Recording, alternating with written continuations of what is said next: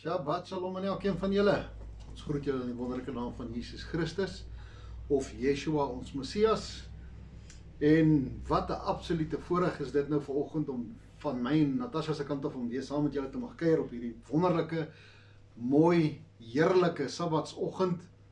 Ja, die weer lyk heel wat beter as gedurende die week. En ek dink almal van ons kan sê, joh, wat 'n lang uitgerekte week was dit nie.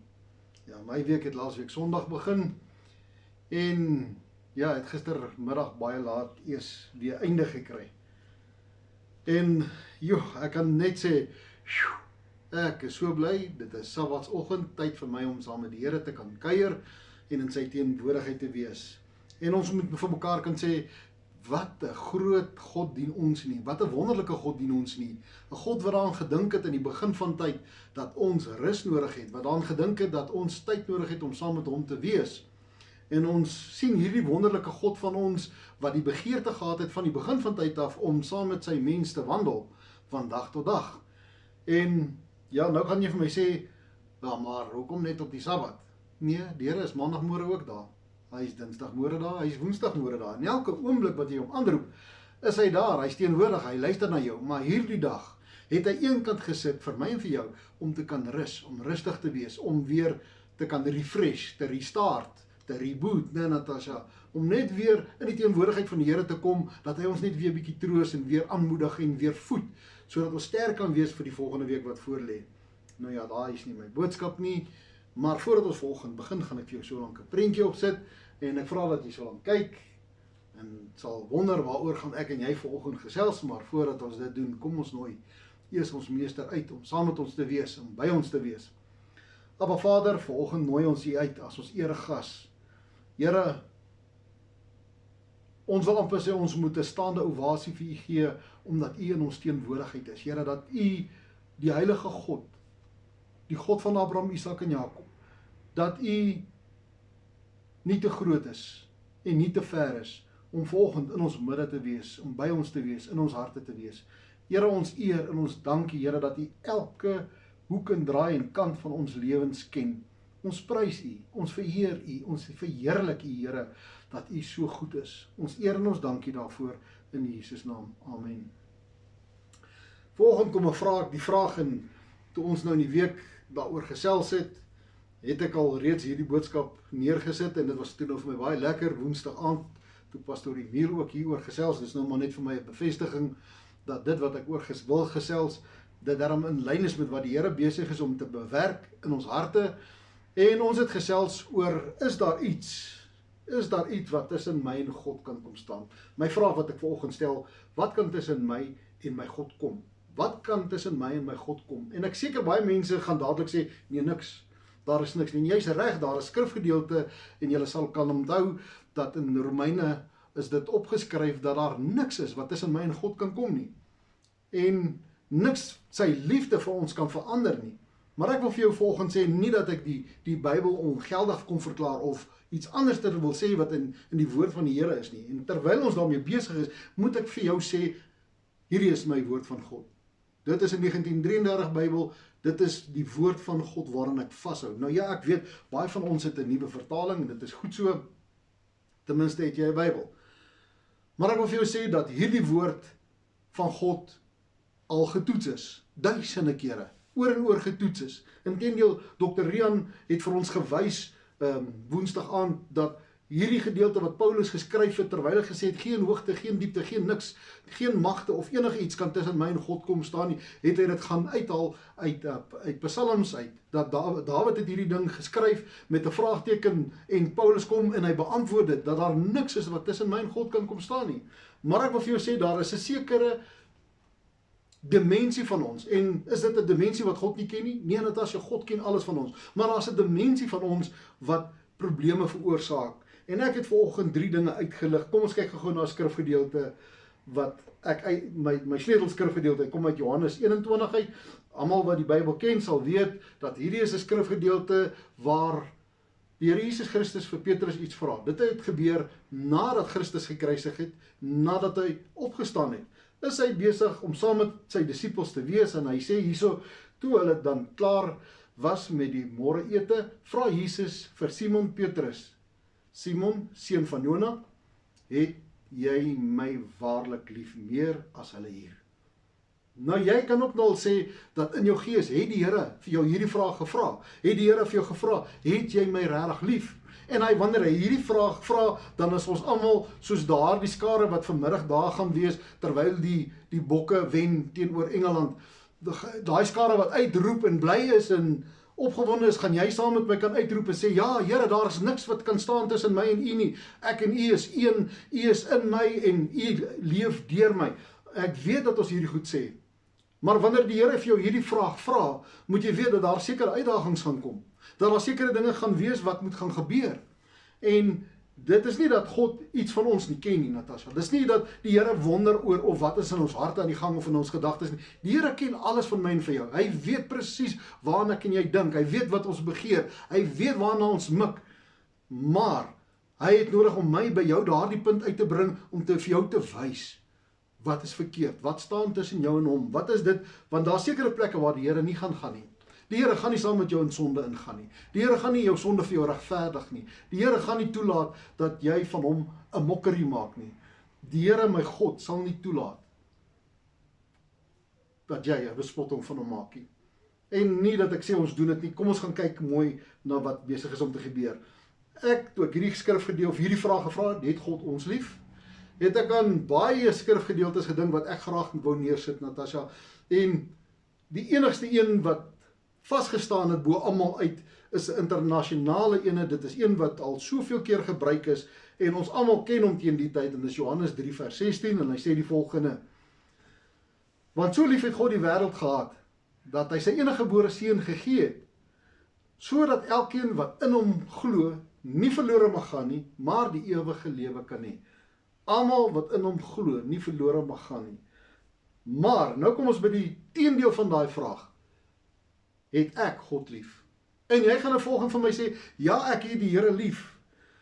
En dan vra ek hierdie vraag, wat is die dinge wat my liefde vir die Here kan beïnvloed? Is daar iets, Natasha, wat my liefde vir die Here kan beïnvloed? Is daar iets wat tussen my en God kan kom staan? Is daar iets van my, die dinge wat kan veroorsaak dat my liefde teenoor God vertroebel word, verander word?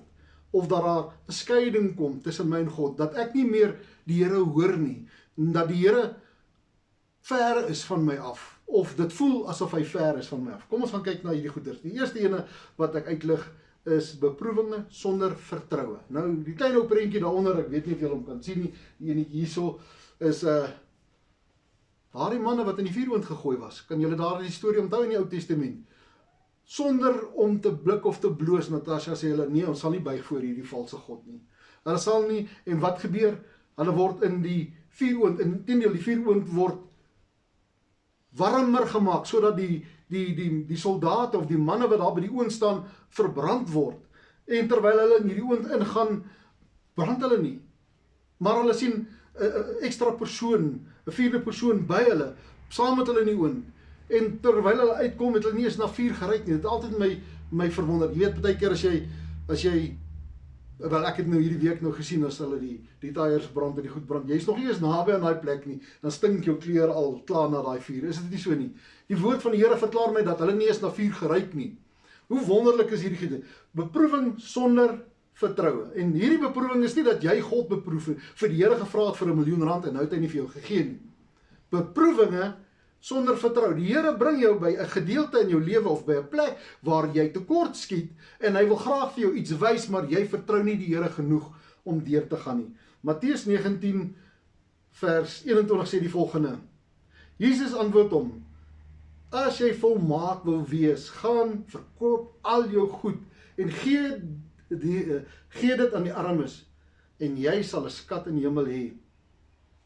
En kom hier en volg my. En hierdie vraag word vir ons almal gevra. Hierdie vraag word vir ons almal gevra, dat as jy my regtig liefhet, as jy die Here regtig liefhet, laat staan alles wat jy het. Want jy sien, ons kom by 'n plek in ons lewe waar ons te veel op materiële dinge vertrou. Ons vertrou op wêreldse goederes. Ons vertrou op wat die regering sê. Ons vertrou op Amerika of op Engeland. Ons vertrou op al hierdie goederes. Maar ons vertrou nie dit wat die Here van ons verwag of wat hy vir ons wil sê nie. Hierdie verhaal kom uit Die ryk jongeman, ek dink ons het laasweek ook oor hom gesels, of 'n week terug, 2 weke terug het ons oor hom gesels, dat die Here hy die Here kom vra, Here, wat moet ek nog ekstra doen? En die Here vra vir hom, die Here sê vir hom, dat doen die 10 gebooie. En hy sê, hierdie goeders doen ek al van my kinderdae af. Dit is al as kind by my ingeskerp om hierdie dinge te doen. Nou moet jy weet, hierdie man het reeds al hierdie dinge gedoen. Hy het reeds die eerste 4 gebooie onderhou. En hy het van 5 af tot op 10 het hy ook gehou.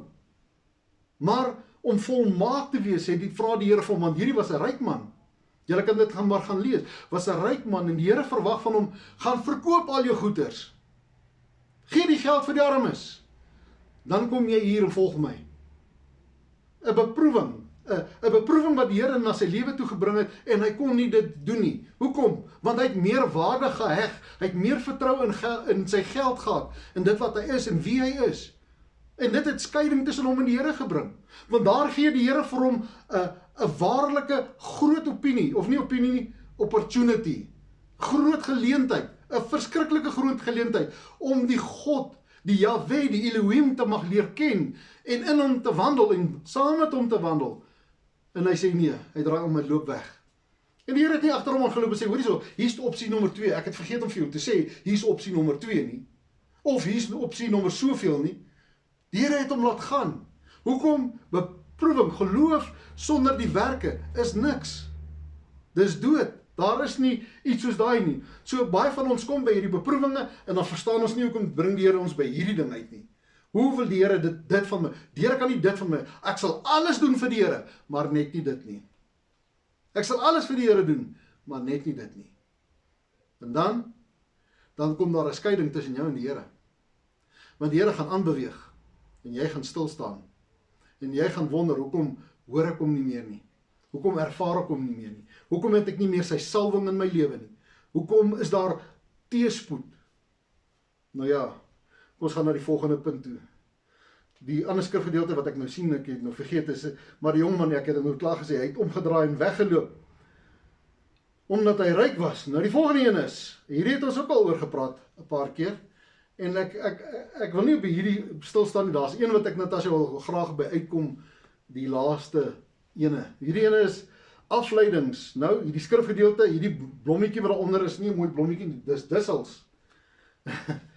Markus 4, vers 7 sê die volgende, en 'n ander deel het in die dorings geval, en die dorings het opgekom en het verstik, en dit het geen vrug opgelewer nie. Vir jou om te dink dat ek 'n kind van die Here gaan wees, en ek nog in die wêreld gaan leef, gaan ek okay wees. En ek praat nie van die wêreld, ons is in die wêreld, maar die Bybel verklaar ons is nie van die wêreld nie. Ons moet anderster wees, ons moet vrygekoop wees van die wêreld. Ons kan nie nog by dronkpartytjies gaan sit en ons tyd daar geniet nie. Ons kan nie nog by sekere plekke ingaan en sê, dit is waar die lewe begin nie. Ons kan nie in Joel's ingaan en sê, dis hoekom ek lewe nie, en dan Sondag of Sabbat wil jy in die kerk kom sit en jouself vroom en opgewonde hou, maar jou kop is die geluid van die wêreld nog steeds besig om te harte, doef, doef, doef. Jy kan nie hoor wat die Here sê nie. Jy kan nie die gees van die Here ervaar nie. So hierdie afleidings moet ons een of ander tyd afsny, sodat ons kan verklaar, Here, ek het U lief met alles in my hart. Meer is die ander hier. Ek het U lief met alles wat in my is. Weet, vir my die eerste keer toe die Here my begin uitdaag het rondom die Sabbat, het ek gedink, nooit, dit kan nie wees nie. En ek het baie kere probeer om te sê, nee, dit kan nie wees nie. En ek het dit weggestry, soos baie mense. Ek het dit weggestry en gesê, nee, dis ou dinge daai. Dis dinge wat afgehandel is. Dis dinge wat ek nie meer moet doen nie. En die Here het my keer op keer teruggebring na dieselfde ding toe. Wil jy volmaak wees, François? Wil jy reg leef? Wil jy in my teenwoordigheid leef? En dan vat hy my terug. Hoekom is jy my nie gehoorsaam nie? Ek het jou gebring by 'n plek, en ek wil weet of jy gehoorsaam gaan wees. En die keuse was myne. En die keuse wat God vir ons gegee het, vat hy nie weg wanneer jy 'n kind van die Here word nie. Die keuse sal altyd joune bly. Dit sal jou keuse bly om jou rug op die Here te draai en weg te loop. En hy sal dit toelaat. Met liefde sal hy dit toelaat. As jy die hel kies bo die hemel, dan sal die Here dit vir jou gee. Met liefde sal hy dit vir jou gee om hel toe te gaan. Wie van ons hier wil hel toe gaan? Nee, ek nie. Ek wil nie hel toe gaan nie. En daarom het ek gekies om die Here gehoorsaam te wees. Weet jy hoe hartseer en pynvol is dit, baie keer, dat mense, broers, medegelowiges, jou kritiseer, omdat jy die Sabbat onderhou. Jou sê dat jy verkeerd is. Jou sê dat jy 'n valsheid aankleef. Ek sê weer, hierdie is die woord van God. En Paulus skryf, die hele skrif is deur God ingegee. Nie 'n porsie daarvan nie, nie net die Nuwe Testament nie, die hele skrif is deur God ingegee. En as die Here in die ou tyd gekom het en gesê het, hierdie is my Sabbat, hierdie is die ding wat ek wil hê jy moet in gehoorsaam wees, en ek wil nie net die Sabbat uitlig bo elke ander ding nie. Hy het vir ons 10 dinge gegee. Nou dink jy, omdat jy al die ander gebooie gedoen het, maar jy skiep een, of jy maak asof daai ene nie bestaan nie, dat die Here jou gaan regverdig omdat jy 9 gedoen het? Nee broer, kom ons wees eerlik. Die Here gaan jou nie verby laat gaan of oorsien daaroor nie. Hy sê dan duidelik ook in die Nuwe Testament, val in jy een van hulle, het jy in almal geval. Ja, nou sê mense vir my, ja, maar nou die en daai. Ja, ek hoor julle argumente. Ek kan nie vir jou daai antwoord nie. Dit is jou persoonlike verhouding met die Here. Die Here het my gebring tot by die Sabbat. En hy het vir my gevra of ek gaan verantwoordelik wees, of ek gehoorsaam gaan wees, en het ek hom regtig lief. En ek moes sê ja. En as ek sê ja, dan het ek nodig om gehoorsaam te wees. Kan nie in die wêreld wees en by God wil wees nie. Een of ander tyd gaan hierdie dussels begin opgroei en dit wat jy glo begin wegdruk. Ek kry baie van hierdie mede-Christene, mede-kinders van die Here wat semi-soet leef. Semi-soet leef, hulle leef bietjie vir die Here. Hulle verstaan baie van die Here, van die woord van die Here. Maar die dade, die dinge wat hulle doen, praat van iets anderster. En daar is die tipe mense wat jou vinnig sal kritiseer oor dat jy begin in geloof lewe en in verantwoordelikheid lewe en om te sê ek het die Here lief bo alles en ek sal doen wat hy van my verwag. Baie interessante gedeelte. Hier is die gedeelte waar ek wil uitkom, Natasha, valse leringe. Is dit moontlik dat ek en jy in hierdie tyd waar ek en jy leef, valse gode het? Valse gode het mos net bestaan in die Ou Testament, is dit nie? Die Baals het mos net bestaan in die Ou Testament. Het jy al gaan lees in hierdie woord van die Here, hoeveel kere het Israel gefaal omdat hulle teruggekeer het na die Baals toe? Baals, meervoud. Ja, ek wens ek kan net ronduit uit my hart uit praat, Natasha, en vir die mense sê, Baal is net een. Dis Lucifer. Dis hy en sy gesante, wat besig is met 'n plan, met 'n plooi, wat hy besig is om die kinders van God weg te rokkel uit sy hande uit. Kinders wat gedoop is, gewederbaar is, vat hy weg van die Here af. Want hoekom? Hy begin met 'n valsheid binne in die kerk. Ja, Frans, dan gaan jy weer agter die kerke aan. Nee, ek gaan agter die kinders van die Here aan. Ek wil hê die kinders van die Here moet terugkom na hom toe. Hulle moet weer hulle bekeer en hulle gehoorsaamheid en hulle liefde aan die Here getuig. En te sê, Here, ek het U meer lief as enige ander een hier. En my lewe sal daarvan spreek. Dit wat ek doen, hoe ek leef, sal ek in verantwoordelikheid leef. Ek sal leef soos wat die Here graag van my verwag. Jy sien dat ek 'n skrifgedeelte in Matteus 15, ek gaan hierdie skrifgedeelte so lank opsit, julle sal sien hy's onder in die bladsy, want ek wil nog bo invul. Hy sê, te vergeefs vereer hulle my deur die leringe te leer wat gebooie van mense is. Hey, 'n skrifgedeelte wat ek baie keer wonder of mense dit verstaan. Want hoekom, Natasha? Want mense sal hierdie skrifgedeelte vir my uithaal en sê, dis hoekom jy nie meer die 10 gebooie doen nie. Ai, het ons soveel skoolgeld betaal, het jou ouers soveel skoolgeld betaal, dat jy nie die Bybel kan lees nie. Dat jy nie Afrikaans verstaan nie. En dat jy nie moeite maak om die woord van die Here te ondersoek nie. Hierdie sê nie dat ons die gebooie moet verlaat nie. Hy sê, te vergeefs vereer julle my deur die leringe te leer wat gebooie van mense is. Leringe. Mense wat dinge geleer het. Hy praat van die Fariseërs en die Sadduseërs. En die Fariseërs en die Sadduseërs bestaan vandag nog steeds. Ja, maar hulle bestaan nog steeds. Hulle maak nuwe wette en nuwe reëls en nuwe regulasies. En hulle sit dit by in die evangelie van Jesus Christus en sê, doen dit en daardeur sal jy. En die Here sê, te vergeefs probeer jy hierdie dinge doen. Wat is die skrifgedeelte wat dit voor het staan, Natasha? Dit staan daarvoor. Geveinsdes. Nou wat is 'n geveinsdes? 'n pragtige mens, né? Is iemand wat sy pinkie oplig wanneer hy koppie tee drink, né? Geveinsdes. Nee. Dis hierdie mense wat dink dat hulle beter as ander is, maar hulle is nie by die plek waar hulle moet wees nie. Geveinsdes. Tereg het Jesaja oor julle geprofeteer toe hy gesê het, hierdie volk nader my met hulle mond en eer my met die lippe, maar hulle harte is ver van my af. Hier is die probleem, dat jou hart is verwyderd van God af. Jou hart is nie meer die Here sinne nie. Jy kan nie uit jou hart uit nie, jy kan met jou lippe sê, en jy kan daar in die kerk staan, en hande oplig, heilige hande oplig, en die Here loof en prys, en dan, wat is hierso? Die wêreld wat nog sê, doef. En jy kan nie sien, dat hierdie God van ons het nie verander nie. Hierdie God het nog nie verander nie. Hy sê, julle mense verander, maar ek het nog nooit verander nie. Ek wonder waarvan praat hy, Natasha? Ek wonder waarvan praat hierdie God van ons, as hy sê hy het nooit verander nie. Of is dit ek en jy wat dinge ingebring het, gebooie van mense ingebring het, om die leringe van God te verander. En ek wil vir jou sê, wie is dit wat dit doen? Hy wat agter die dekmantel staan, wat die hande in die gemeente het, dit is hy wat dit doen. Dis hy wat maak dat ons sekere dinge glo, doen en sien as heilig, maar dit is nie ons God nie. Hy laat werke plaasvind binne die kerk, wat lyk soos wonderwerke. Hy laat mense rondval binne in kerke, as dit lyk asof die gees van die Here oor mense uitgestort is. Dis hierdie goeders wat ek en jy moet aanspreek, broer, suster. Dis hierdie goed wat ek en jy moet begin sê, dis vals. Kom terug na die Here toe. Gee jou hart vir die Here.